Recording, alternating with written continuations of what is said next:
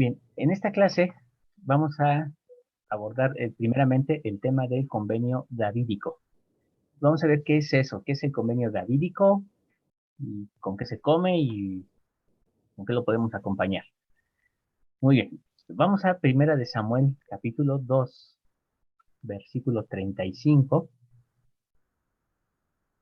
porque mientras que ustedes lo buscan, les comento, bueno, que ya David ocupa el trono y entonces tiene la intención, bueno, él construye su casa y se da cuenta de que es una casa muy hermosa, se siente privilegiado, pero se da cuenta de que el arca, desde que Israel entró a la tierra prometida, nunca había tenido un lugar fijo. Había estado errante de un lugar a otro, incluso fuera del tabernáculo. Entonces, eh, esa era una de las inconvenientes eh, que él observa. Y entonces dice, sí, es necesario construirle ahora una casa a Dios, un lugar donde Él pueda estar ya morando y donde todos sepan que ahí es la casa de Dios. Esta era la intención de lo que había en el corazón de David. Y vamos a ver entonces qué ocurre. Primero de Samuel, capítulo 2 versículo 35. Y quien lo tenga, por favor, se me ayuda a leerlo. Yo lo leo. Por favor, Marta. Y yo me levantaré un sacerdote fiel que haga conforme a mi corazón y a mi alma, y yo le edificaré una casa firme y andará delante de mi ungido todos los días. Muy bien. Esto es algo que se revela a través de Samuel, concerniente a que él levantaría a quién. A un sacerdote. Muy bien. Pregunta, ¿David es rey o es sacerdote? Recuerden que él es de la tribu de Judá.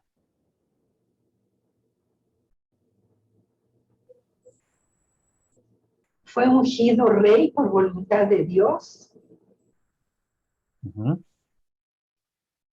Muy bien. Hay algo interesante en la vida de David. David fue ungido como rey, no como sacerdote. Sin embargo, en algunas partes del libro de Samuel se nos habla de que tanto David, bueno, David, primeramente como rey, cuando estaba huyendo de Saúl, tiene el privilegio de comer de los panes de la mesa de la proposición. Eso estaba prohibido. Nadie podía tener acceso a esos panes excepto los sacerdotes. Sin embargo, David come de ellos. Más adelante, cuando David ya es rey, él empieza a profetizar, está con los profetas de la compañía de profetas, y entonces le dan el efod, y el efod es una prenda exclusivamente del sumo sacerdote.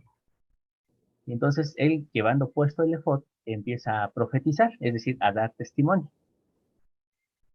Esto es algo que llama mucho la atención y muchos empiezan a investigar el tema, muchos teólogos, y se dan cuenta de que David es sacerdote también. La pregunta es, ¿cómo es que llegó a ser sacerdote? La Biblia no nos dice ese acontecimiento, no nos habla de por qué David se convirtió en sacerdote o cómo es que obtuvo el sacerdocio. Pero en uno de los salmos, donde dice, tú eres mi hijo, eres sacerdote para siempre, que sabemos que es un salmo mesiánico, porque habla de Jesucristo, es también algo que le ocurrió a David. En algún momento David también fue ungido como sacerdote y él recibe el sacerdocio, pero no el de Aarón, él recibe el de Melquisedec. Por eso es que la escritura dice, tú eres mi hijo, eres sacerdote para siempre. Nadie puede, en el orden de Aarón, nadie es sacerdote para siempre, porque ese sacerdocio tiene un principio y tiene un fin. De tal forma que entonces el único que es eterno es el sacerdocio de Melquisedec. David tuvo este sacerdocio y obviamente algunos de sus hijos también. Ojo, algunos. No todos sus hijos tuvieron este privilegio. Se considera que Salomón sí tuvo este sacerdocio y eso fue algo que lo caracterizó. Ahora, este sacerdote que se profetiza en este versículo, se le hace una promesa. ¿Qué promesa se le hace a este sacerdote que sería ungido? Aquí, esto que acaba de leer Marta, es una profecía, es algo que todavía no acontece. Pero ¿qué se le promete a ese sacerdote?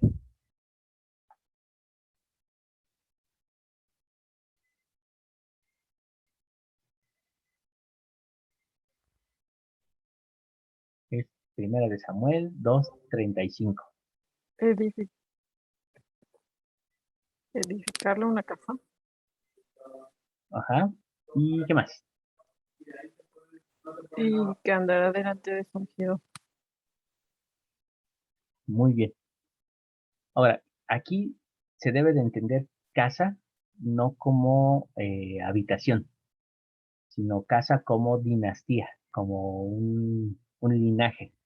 Entonces, eh, cuando dice que le edificará casa, déjenme, voy directamente al pasaje.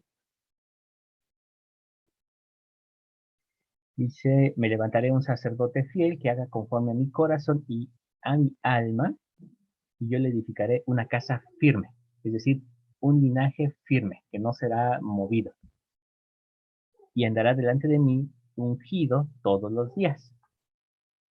Entonces, esta escritura es interesante porque está hablando de dos personajes diferentes. Uno, el sacerdote, que en este caso vendría a ser representado por Samuel y posteriormente por David. Y esta figura mesiánica sería, dice que estaría, se andará delante de mi ungido todos los días. Y uno entonces se pregunta, a ver, si el sacerdote es el ungido, entonces ¿cómo va a estar delante del ungido? Entonces aquí es donde notamos que estos dos personajes, tanto Samuel como David, como figuras mesiánicas, ellos estarían delante del Mesías, del verdadero ungido. De tal forma que eh, tanto la vida de Samuel como sacerdote, como la vida de David como sacerdote, nos están haciendo alusión a un Mesías que sería ungido, obviamente como sacerdote. Por eso es importante la mención de este concepto sacerdotal. Para nosotros, los santos de los últimos días, esto es fácil de entender. Y decimos, bueno, sí, Jesucristo tenía el sacerdocio, pero eh, para los judíos no es fácil entender esta idea de que alguien fuera de la tribu de Leví tenga sacerdocio.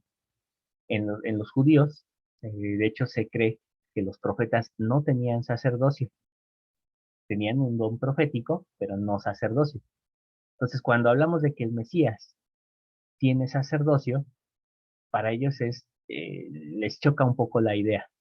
Entonces, les comento esto para que si en algún momento ustedes llegaran a tener algún contacto con algún judío, ténganle paciencia, porque no es que lo rechacen nada más porque sí, sino porque ellos no entienden todavía el, conocen el sacerdocio de Melquisedec, saben de qué se trata, pero no entienden que es una promesa mesiánica. Tanto Samuel como David recibieron sacerdocio para siempre, así como el ungido tenía que pertenecer a una casta sacerdotal, pero no de un sacerdocio temporal, sino de un sacerdocio que fuera para siempre. Ahora, ya teniendo esta parte comprendida, si ustedes tienen alguna pregunta, por favor deténganme y la aclaramos, ¿vale? Entonces, ya teniendo esta parte que estamos hablando de un sacerdote para siempre, entonces, ahora sí, vámonos a Segunda de Samuel, capítulo 7,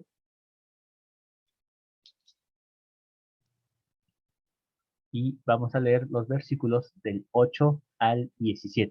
Ahora sí es el momento en el que David desea construir el templo, y entonces vamos a ver que que se le niega ese privilegio. Le dice, no, David, tus manos están llenas de sangre. Eh, bueno, ya ese es un comentario ya extra, es un chisme fuera de cuadro y un comentario innecesario, pero David realmente, con todo y lo amoroso que se muestra en los salmos, David era un asesino serial, hablando en guerras. Realmente fue uno de los reyes eh, que más gente mató. Pero bueno, esto cayó en las manos de David, cuando en realidad debió haber sido algo que debían de haber hecho los jueces casi 100 años antes, o más de 100 años, ¿no? Entonces, David adquiere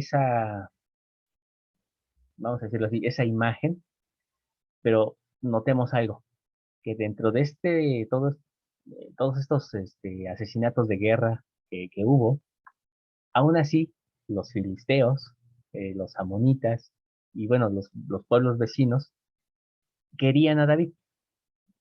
Y eso es algo que llama mucho la atención, porque las naciones gentiles, aún con todo lo que se hacía en contra de ellos, aún así amaban a David. Y esto es muy peculiar, porque nos muestra que cuando el Mesías venga, va a acabar con los inicuos, pero aún así, los que no sigan al Mesías, de todos modos lo van a amar. Entonces van a decir, lo que ha hecho es justo, es algo que era necesario.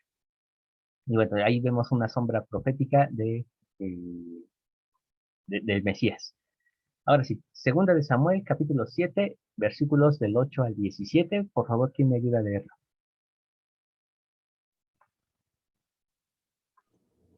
Si quieres, comienzo.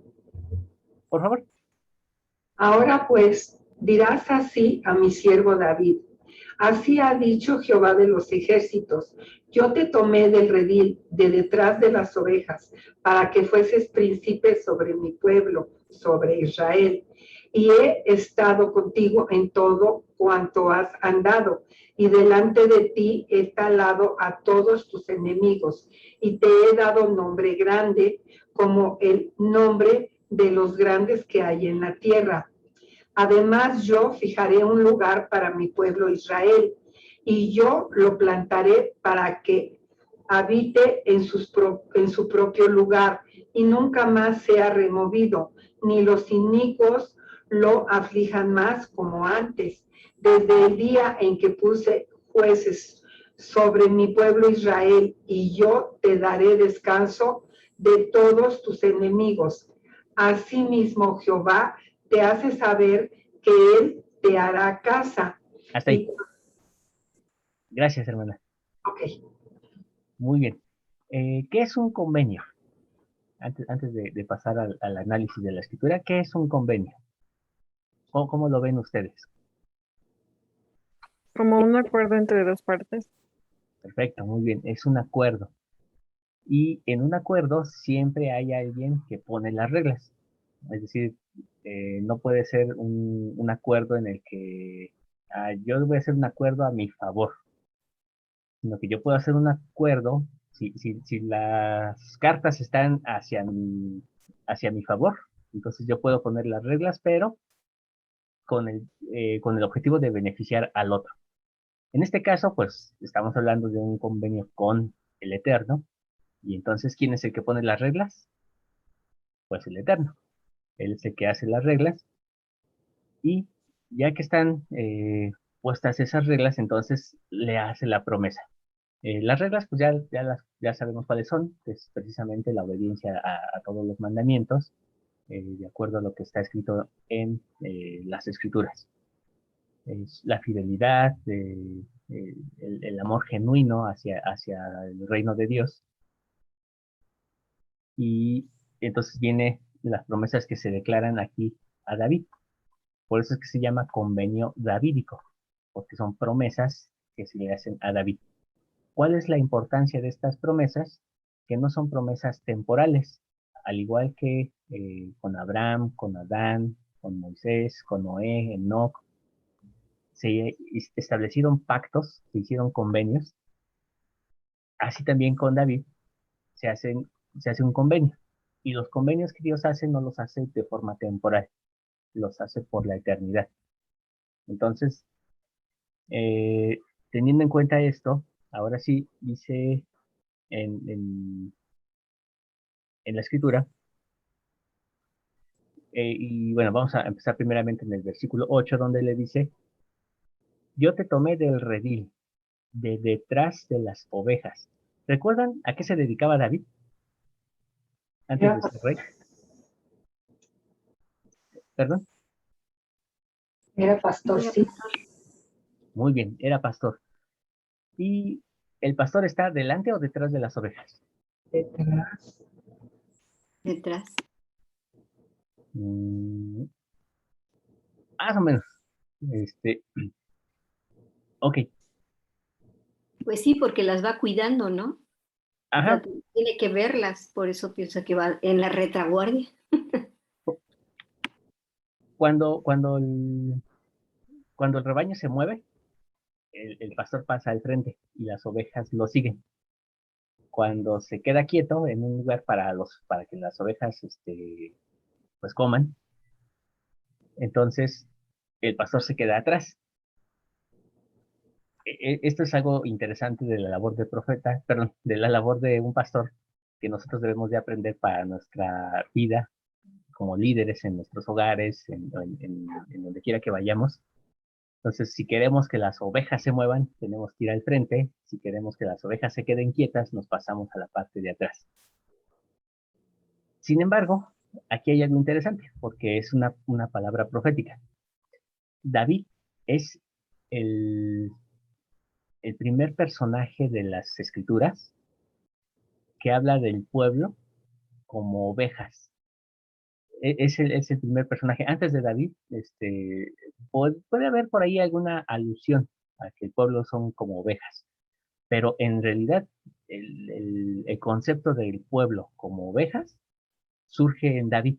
David es conocido como el pastor de Israel. De tal forma que entonces, cuando le dice, yo te tomé de la retaguardia, es decir, de las últimas ovejas, es decir, le está haciendo recordar a David que no te agarré porque eras un buen pastor, sino te agarré porque eras una buena oveja. Y esto es algo que a David quizá le movió todo el esquema, porque si recuerdan, cuando él pelea con Goliat, eh, le dice Saúl, tú no vas a poder vencerlo porque él es un hombre de guerra y tú pues eres un pastor. Y David le aclara y le dice, pues así como fui pastor, te puedo decir que yo maté a un oso, he defendido a las ovejas con mi onda y con mi piedra. Y entonces le habla de sus buenos dones como pastor. Pero ahora el Señor le recuerda que no lo tomó por ser un buen pastor, lo tomó por ser una buena oveja. Y a nosotros nos dice mucho, porque cuando nosotros queremos hacer un convenio con el Señor, debemos de recordar que no es por nuestra bonita cara ni por nuestros muchos dones que Dios nos ha elegido, sino que Él nos elige porque somos buenas ovejas, porque hay nobleza en nuestro corazón. Y es ahí donde nosotros debemos recordar que si queremos algo de Dios para nuestras vidas, entonces no debemos ser el mejor en la vida, sino debemos ser el más noble, la mejor oveja que Dios pueda tener entre su pueblo. Teniendo esto en cuenta, dice, bueno, yo te tomé de detrás de las ovejas, de la oveja más olvidada y más humilde, y he estado contigo, versículo 9, cuando has andado, y delante de ti he talado todos tus enemigos. Le está mostrando que efectivamente él le ha acompañado. Pregunta nada más de reflexión, no la contesto. ¿Ustedes saben que Dios ha estado con ustedes? eh, realmente le recuerdan a sus hijos o a sus amigos o a sus familiares que en los momentos de dificultad Dios ha estado con ustedes. Eso es bien importante, siempre reconocer que Dios está con nosotros. Y en el versículo 10 dice, y además, ahí es donde ya empiezan las promesas. Yo fijaré un lugar para mi pueblo Israel. ¿Cuál es ese lugar que se ha fijado?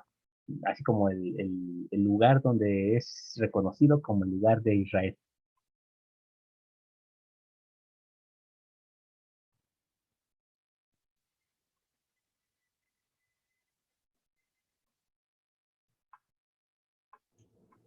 Pues es Canaán, la tierra que le prometió a Abraham, ¿no? Desde Abraham. Ajá. Sin embargo, pues, bueno, esa era la tierra digamos, era conocida como la tierra de Canaán, pero había muchos pueblos. Ah, Pero se les fija un lugar así como único. Ese lugar es Jerusalén. Ese lugar que se queda como lugar único para el pueblo de Israel. Es un símbolo. Obviamente, si hablamos de que Dios va a resucitar a todas las personas que han muerto, si hablamos de todos los judíos y el pueblo de Israel que será levantado en la resurrección, pues obviamente no todos van a vivir en Jerusalén, y sería algo imposible, a menos que se construyeran rascacielos en cada esquina, ¿no? Pero eso no es lo que simboliza Jerusalén, no es el lugar eh, material, es el lugar simbólico, que permanecería para siempre. Y es interesante que de las muchas ciudades que se han olvidado a través de la historia, la única que ha estado a punto de desaparecer es Jerusalén, pero siempre termina nuevamente eh, reconstruyéndose. La última que tuvimos como señal de reconstrucción es en 1948, cuando se le otorga a la nación de los judíos el poder regresar a su tierra y reconstruir y rehabitar la ciudad de Jerusalén. Entonces, esta es una señal profética, más adelante veremos por qué, pero esa es la última que se ha dado y se considera que es la última que se dará eh, ya hasta que venga el Mesías. Muy bien. Eh, en el versículo 11, nuevamente le afirma, y aquí es donde ya viene ahora sí de boca de Dios, le dice al final del versículo 11, asimismo Jehová te hace saber que Él te hará casa. Una vez más, reitero, aquí el concepto casa debe de entenderse como linaje. Le hará un linaje permanente. Ahora sí, vamos a continuar con versículos del 12 al 17. ¿Y quién dice yo? Se lo leo, hermano. Por favor. Y cuando tus días se hayan cumplido y duermas con tus padres, yo levantaré a un descendiente tuyo después de ti, quien procederá de tus entrañas y estableceré su reino. Él edificará casa a mi nombre, y yo estableceré para siempre el trono de su reino. Yo seré para él padre, y él será para mí hijo. Y así él hace mal, y si él hace mal, yo le corregiré con vara de hombres y con azotes de hijos de hombres. Pero mi misericordia no se apartará de él, como la aparté de Saúl, a quien quité de delante de ti. Y serán afirmados tu casa y tu reino para siempre delante de tu rostro, y tu trono será establecido eternamente. Conforme a todas estas palabras y conforme a toda esta visión, así habló Natán a David. Muchas gracias. Muy bien, entonces, ¿qué se le promete a David?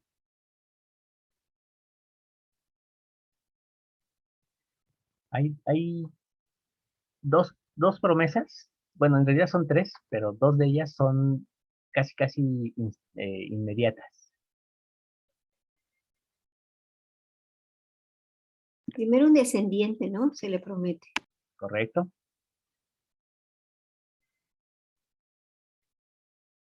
Y le dice que este descendiente es quien le va a edificar una casa, y entiendo que aquí casa ya no es, ya es entendiendo el templo, ¿no? Porque esta preocupación que David tenía, pues era, pues establecer una casa para Dios. Exacto, así es. Es, en hebreo también hay un juego de palabras ahí, pero en español se trató de conservar ese mismo juego de palabras, ¿no? Entonces, efectivamente, aquí ya no es el linaje, sino ahora sí es la casa del Señor, que es el templo. Muy bien. Entonces, ¿a quién está haciendo referencia? ¿O de quién se está profetizando? A Salomón. Correcto. Entonces, se le hace esa promesa y se le dice que se va a confirmar en él el reino. Se le permitirá entonces ahora sí construir la casa. Es interesante que a David se le revelan los planos y se le dicen lo quiero sí con estas características, pero el que lo lleva a cabo es Salomón.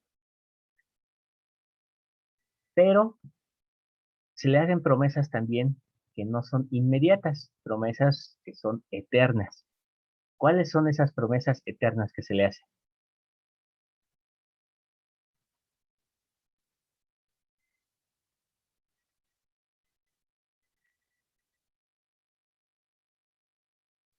Le dice, tu trono será establecido eternamente. Muy bien. Ahora, la gran pregunta es, ¿desde cuándo ya no hay rey de Judá en Israel?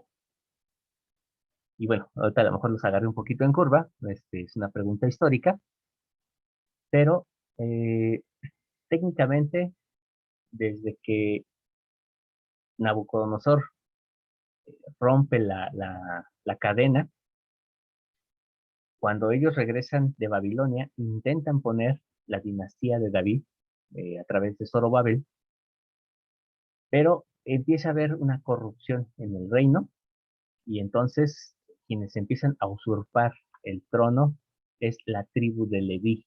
Ahí es donde encontramos la corrupción del sacerdocio, donde surgen los macabeos. Perdón, donde surgen ay,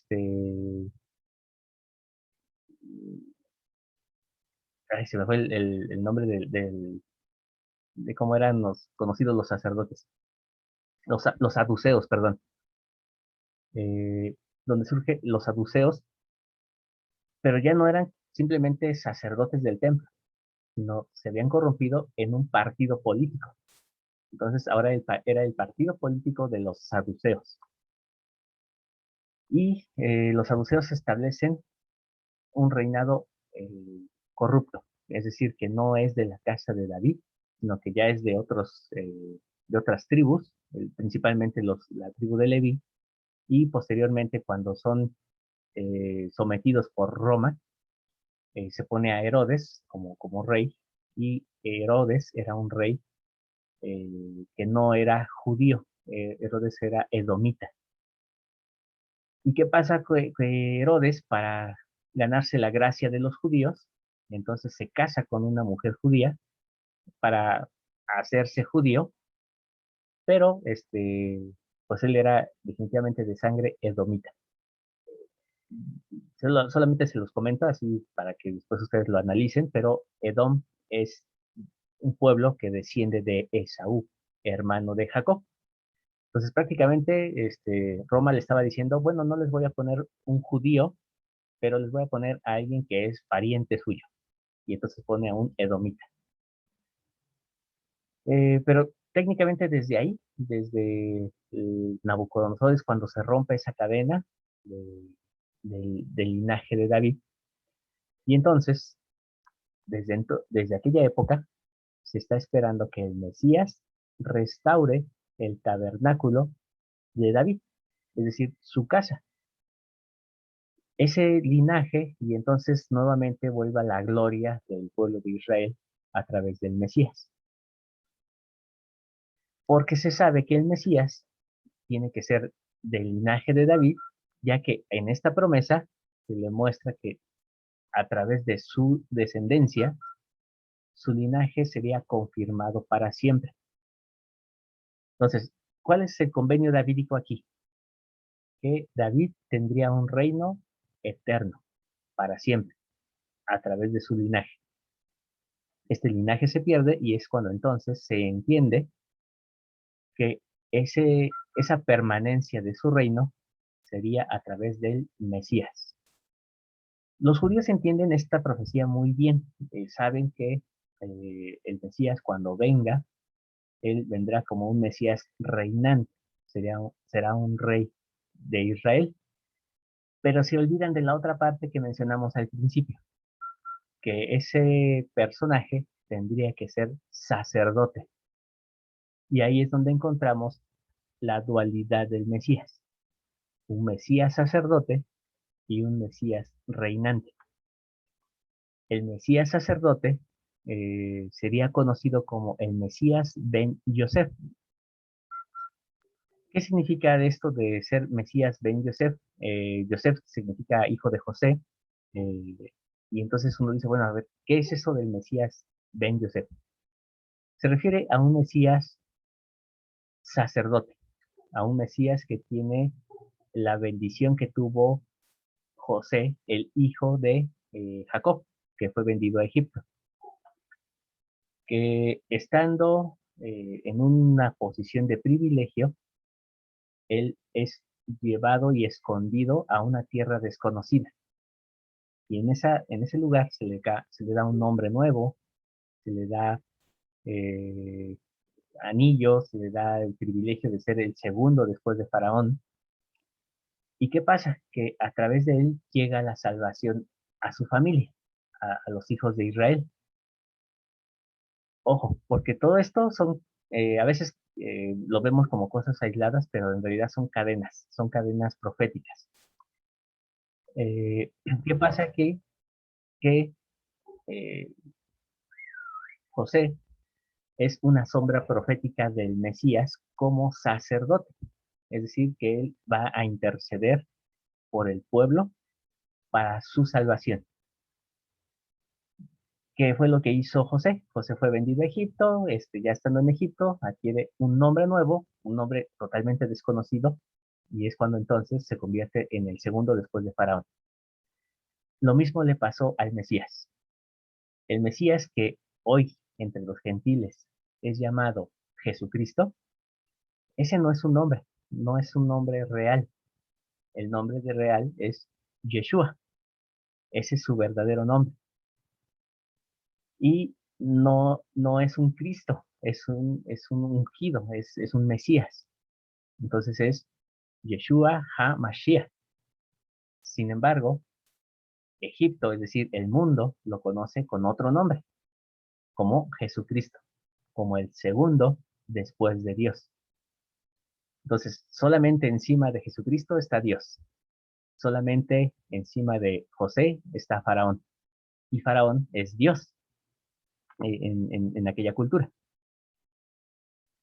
Pero José, a pesar de sus sufrimientos, a pesar de que fue vendido, humillado, traicionado, aún así perdona a sus hermanos y les trae salvación.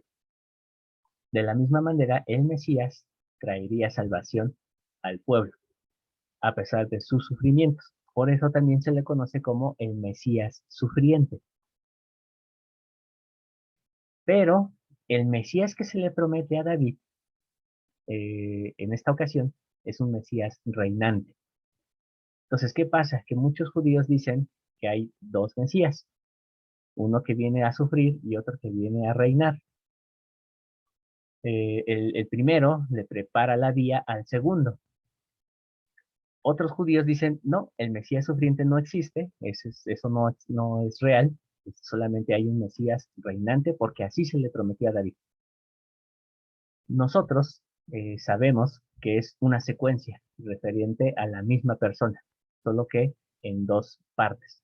Primero como Mesías sufriente, donde él viene y muere en la cruz, resucita, adquiere su estatus como segundo después de Faraón, es decir, asciende a los cielos y toma su lugar en el trono, y ahora regresará como Mesías reinante para afirmar la casa de David para siempre. Entonces, ¿qué es importante para nosotros? Uno, reconocer que el que nosotros conocemos como Jesucristo es judío. Segundo, que como judío, él va a traer la salvación, o trajo, perdón, la salvación a su pueblo, pero afirmará la casa de David para siempre. Entonces, ¿qué significa esto? Que en algún momento la iglesia, como la conocemos, pasará a manos judías. No va a ser para siempre el reino de los cielos con Efraín. Efraín tendrá que ocupar su lugar como primogénito, es decir, su doble porción como sacerdote y como, como poseedor de una gran extensión de tierra, pero tendrá que estar consciente, y esto lo digo por nosotros, de que en algún momento la iglesia pasará a manos de Judá, para que nosotros reconozcamos a Jesucristo o a Yeshua como rey de Israel. Y entonces no hay un rey de Israel que sea de Leví, de Simeón, tiene que ser de Judá, un judío. Y en algún momento la iglesia será nuevamente de manos judías. Entonces, esta es parte de este convenio que yo quería que analizáramos. Y bueno, nos queda menos de un minuto, voy a cerrar la sesión, pero mientras vayan pensando si tienen alguna pregunta al respecto, ¿vale? Y nos vemos en la siguiente sesión para concluir.